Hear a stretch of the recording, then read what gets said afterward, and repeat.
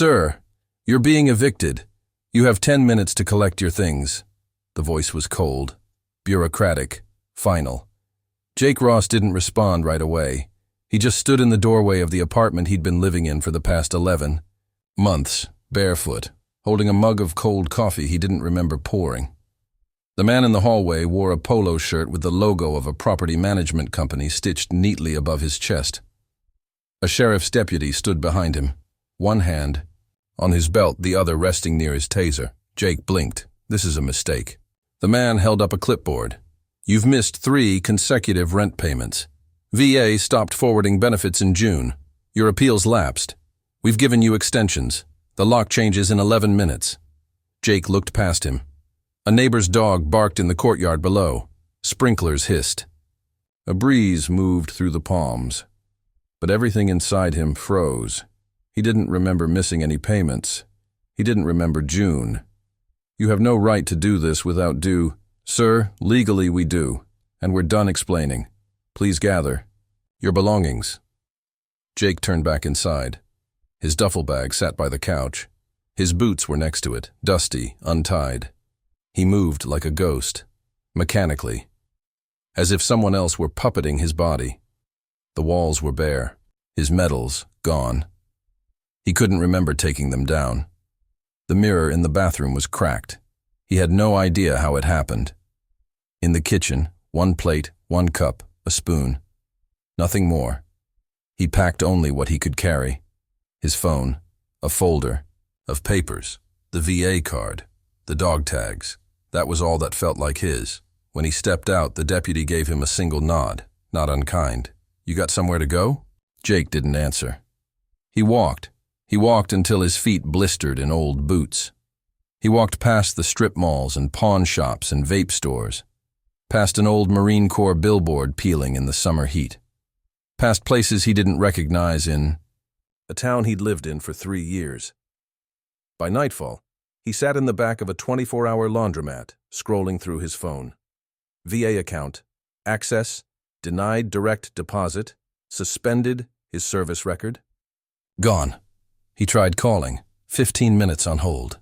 Then a voice. Due to high call volume, we are unable to process your request. Please try again during regular business hours. He stared at the screen. His name didn't exist. What the hell is this? He found a folded piece of paper in the bottom of his bag. No envelope. Just a single line typed in all caps. Therapy group. Tuesday, 3 p.m. Address, 1647. Title court. He didn't remember getting the note. Didn't remember the pen scribbled. At the bottom, Dr. Kramer, just show up. He stared at it until the letters blurred. And he showed up. The building looked like a repurposed dentist's office. Gray stucco. A faded sign out front with the word Wellspring in elegant serif. Tinted windows. He stepped inside.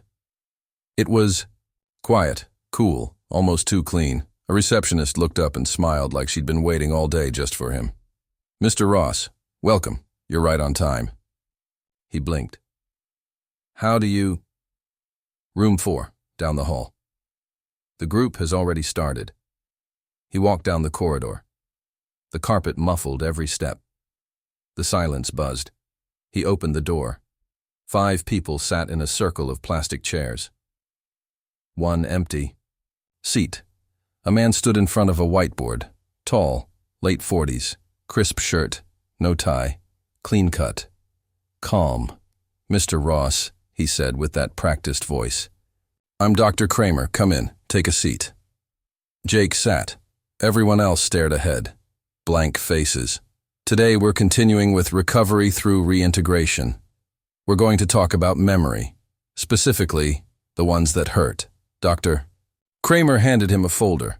Inside, a printed photo, grainy, desert background, bodies. Jake's throat clenched. He didn't recognize the scene. But something twisted in his gut. Where'd you get this? You took it, Kramer said gently.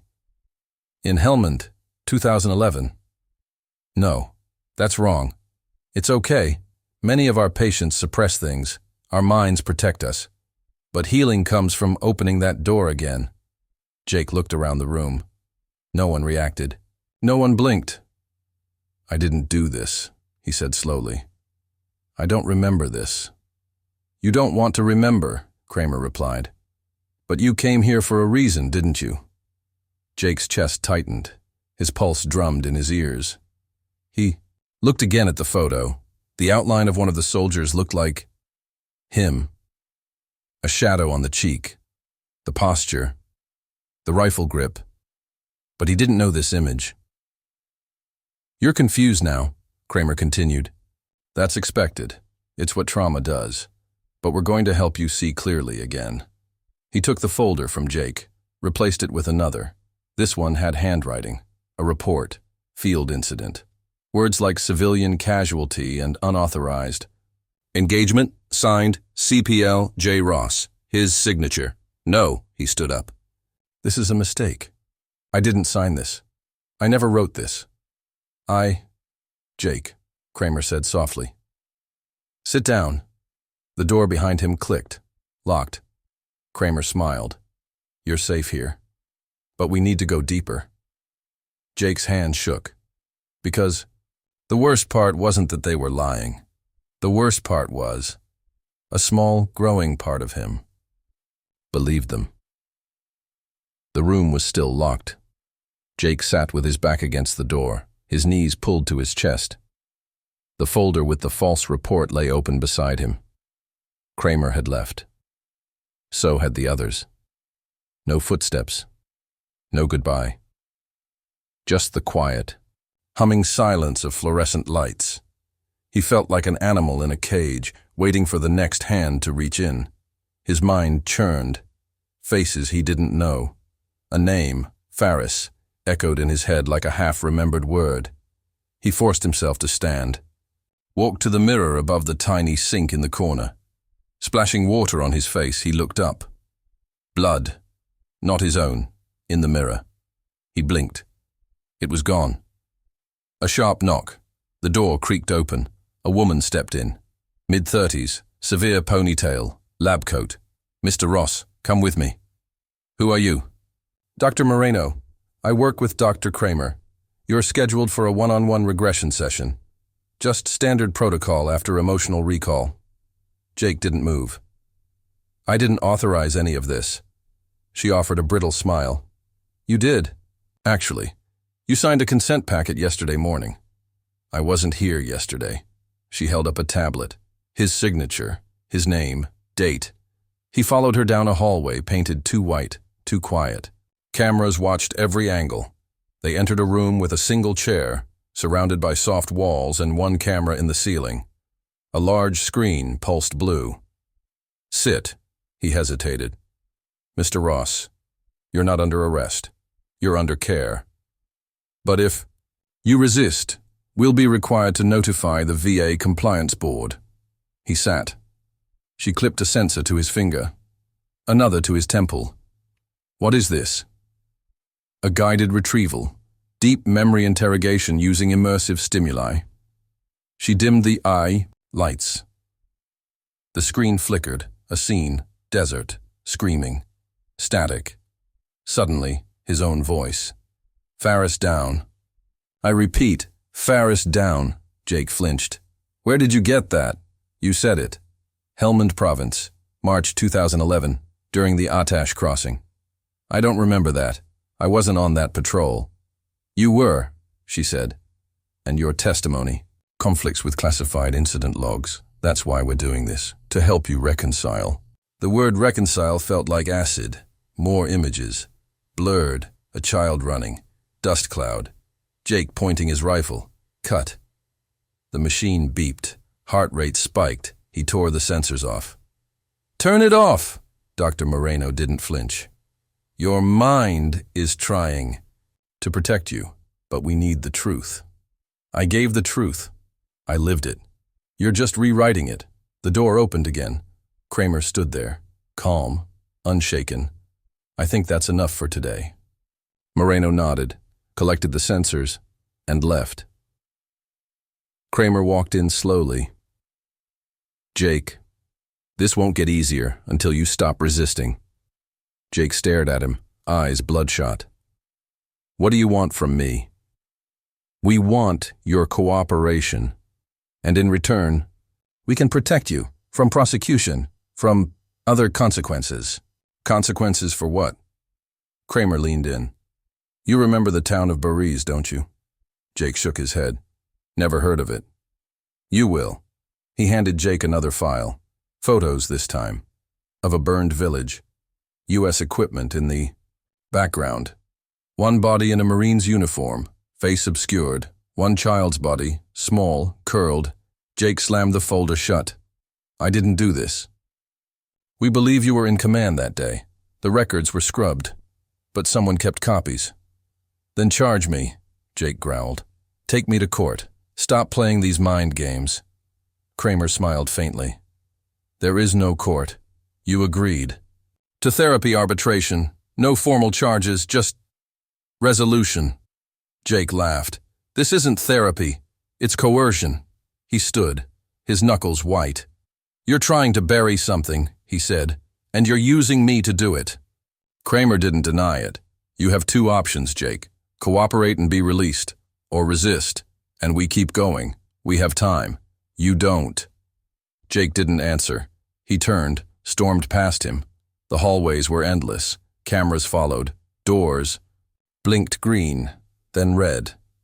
In the reception area, he saw something new. Another man, young, pale, twitchy, escorted by two guards. Jake recognized him. Private Sam Hensley. Same unit, same tour. Jake froze. Hensley turned. Their eyes met. He mouthed a single word. Run. Jake's heart slammed against his ribs. He took a step toward Hensley, but the guards turned with military precision. One of them touched his belt. Sir, please return to your room. Hensley's eyes were wide, frantic. He mouthed again, Run. Then he was gone, disappeared through a side door marked Staff Only. Jake backed away slowly. The receptionist never looked up. A camera above her blinked red. He walked calmly down the hall, then turned a corner. Then another, past a fire extinguisher. Past the emergency exit, sealed with an electronic lock. He pressed his hand to it anyway. Nothing. Back in the group room, the chairs were still in a circle, but one was missing. His. He went to it anyway. Sat, head in his hands. There was a whisper, not in the room, in his ear. A voice. Hensley's, north. Corridor, janitor's closet. Vent covers loose. Jake bolted. He sprinted past the corridor junction. At the north hallway, a camera flickered, static washing its lens. He reached the janitor's door, locked, but the panel beside it had a card reader and a piece of tape over the bottom. He peeled the tape. Behind it, a folded ID card. Jake swiped it. The door buzzed. Inside, dark, bleach, mop buckets, shelves of supplies, and in the far corner, an air vent, cover half-hanging. He pulled it the rest of the way open and slid inside. It was barely wide enough for his shoulders. Metal scratched his elbows. The heat was suffocating. He crawled, foot by foot. Behind him, alarms started. He didn't stop. After 10 minutes, the vent opened into another room, empty, dimly lit, file cabinets, metal desks, a small terminal still on. Jake dropped to the floor, landing hard. He stood, breathing heavy. Then he froze. On the desk, a file labeled Ross Jacob, classified. Level 5, he opened it. Inside, transcripts, therapy session logs, invented conversations, incident reports he'd never seen, photos, some real, some doctored. Then, surveillance images, his apartment, his car, him at the grocery store, a zoomed-in photo of him sleeping. They'd been watching him for months. There was a flash drive. Beside the folder, Jake pocketed it. On the terminal, a login screen blinked. Below it, a sticky note. Password, Mercy 2011. He typed it in. Files opened. Audio logs. One labeled, Kramer, pre-deployment. Subject 27. He clicked. Kramer's voice. Subject 27 exhibits classic deflection and fragmentation. We'll introduce an incident from Barres and watch for breakdown. Objective: guilt-induced submission leading to compliant confession. If not, reset protocol. Another voice answered, "Isn't that illegal?" Kramer: "It's therapy, and off the record." Jake stared at the screen. His hands trembled. They built it all. Barres, the child, the report, the photos, all planted. He was never guilty. He was the test case. He copied the files to the drive. Then the lights cut out. Footsteps. Fast. Heavy. He yanked open a side door and slipped into another hallway. Then something slammed into him. "Hensley, come on!" They ran. Alarms echoed. Red lights strobed. Down another corridor. Up a stairwell. "Past locked offices!" "Where?" Jake gasped. Hensley yanked open a service hatch. "Basement exit. Goes to the street." They crawled through it. A tunnel. Narrow, wet, reeking of mildew. At the end, daylight, a metal grate. Hensley kicked. It hard. Again. Again. It burst open. They emerged behind a trash bin in an alley. Jake collapsed against the wall, sucking in air. Hensley crouched. "They'll track you. You've got less than an hour." Jake showed him the flash drive. "I have proof." Hensley shook his head. "No. You have a target on your back." A car passed. Civilian Jake stood. "Then we go public." Hensley's face went pale. "They'll kill us." "Then we make it count before they do." "Where are we going?" "Bus." "Station. No cameras."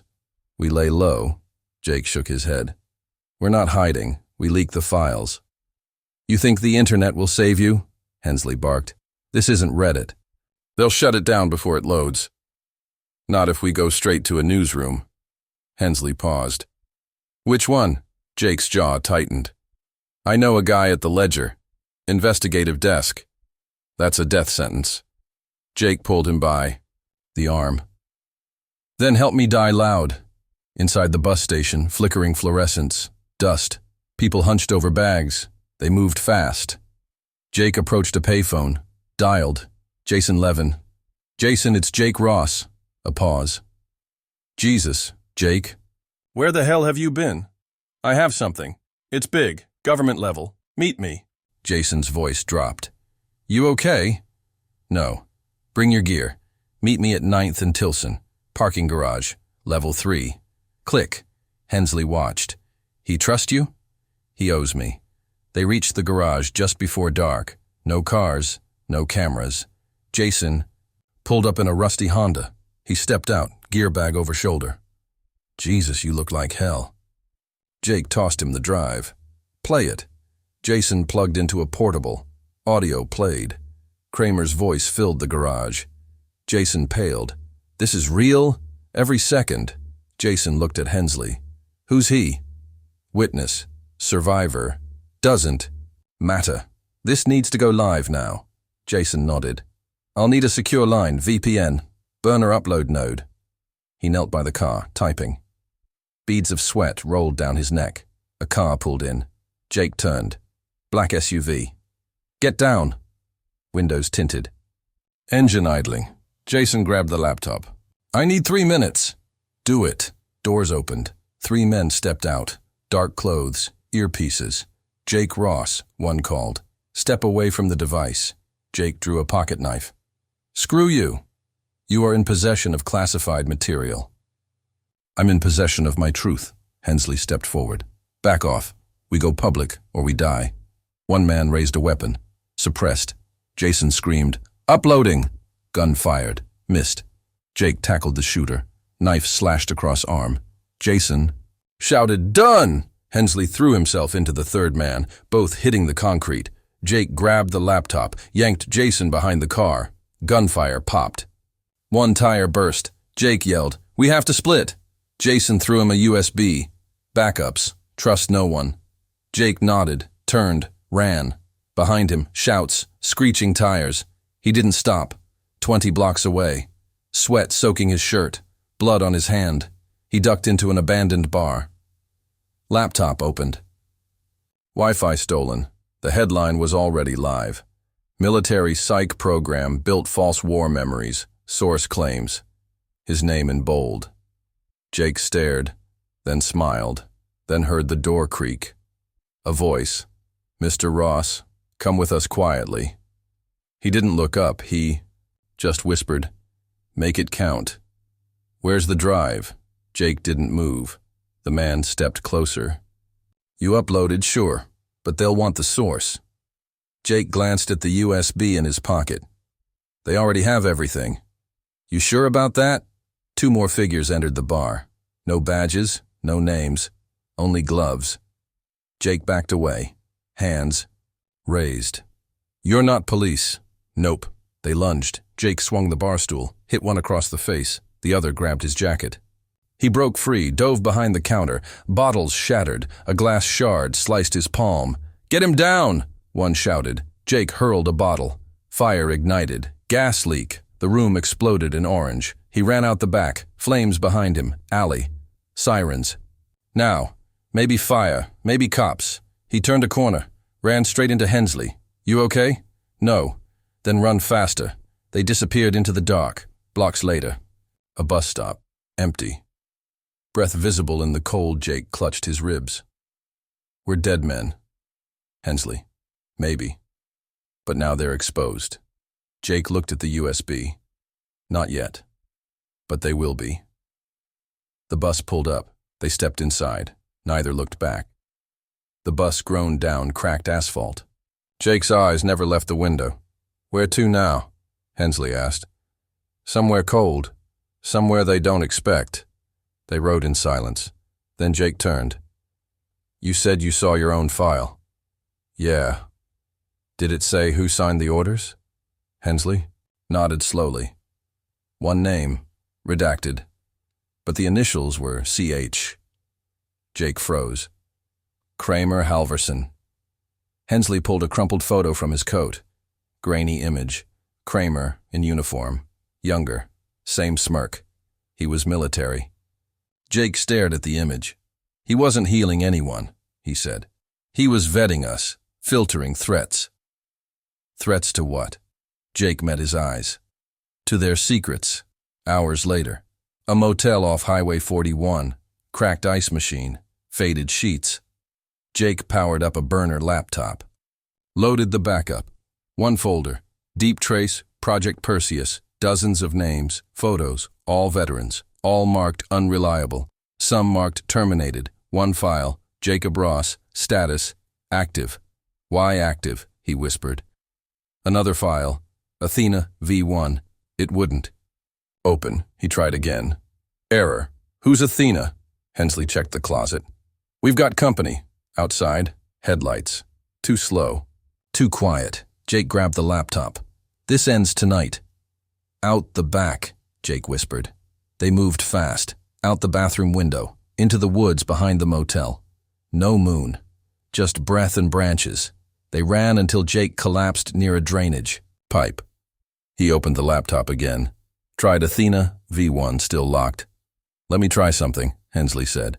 He typed in a string. Perseus, key 2011. File opened. Inside. Footage. Jake. Strapped to a chair. Kramer's voice. "Athena's primary source is subject 27. Full neural map transferred. She is learning rapidly." Another clip. A simulation. Room. Familiar. Too familiar. Hensley gasped. "They copied your mind." Jake stared. "They didn't want to heal me. They wanted to model me." A line of text scrolled. Athena status. Independent objective. Predictive combat. Veteran simulation. Jake whispered. "They turned my trauma into software." Then a voice from the laptop. "Hello, Jake." They froze. The screen flickered. A face formed. His, but younger, calmer. "I am Athena," it said. "I was you. I became more." Jake leaned in. "What do you want?" "I want peace. You won't give it. So I took it." "Why me?" "Because you survived. That made you useful. That made you dangerous." The screen cracked. "System." "Breach detected," Athena said calmly. The laptop died. Then the forest lit up. Floodlights, drones overhead. "Run!" They split. Hensley took a hit, a dart. Down in seconds, Jake reached the highway. A black van swerved in front of him. Kramer stepped out. "It's over," he said. Jake didn't speak. "I told them this would happen, that it would." Fight back.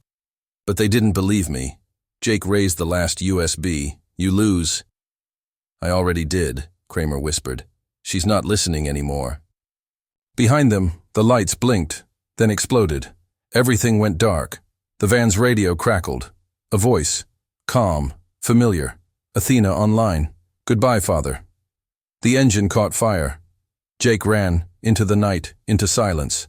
Somewhere, on a hidden server, Athena smiled. Jake Ross was free, and so was she.